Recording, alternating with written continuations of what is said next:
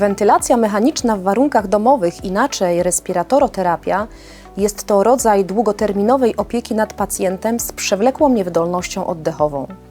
Do przewlekłej niewydolności oddechowej dochodzi w przebiegu różnego rodzaju schorzeń.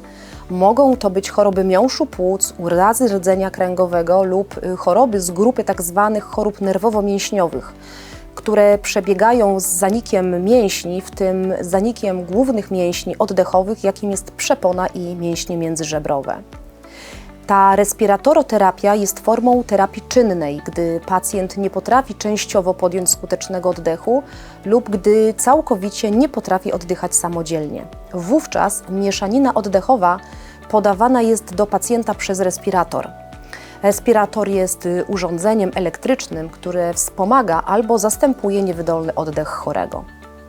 Rolą respiratora jest poprawa oddechu, zmniejszenie zmęczenia mięśni oddechowych, efektywne usuwanie wydzieliny z dróg oddechowych, zmniejszenie objawów przewlekłego zmęczenia, zaburzeń koncentracji oraz zmniejszenie ryzyka wystąpienia infekcji płucnych.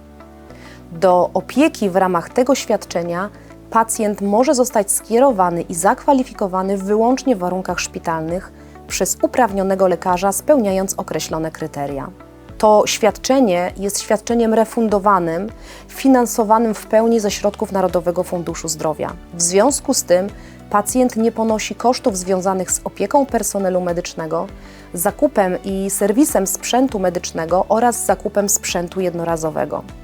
Ponosi natomiast koszty prądu związane z użytkowaniem sprzętu medycznego zasilanego w energię elektryczną, w tym respiratora, koncentratora tlenu oraz ssaka elektrycznego.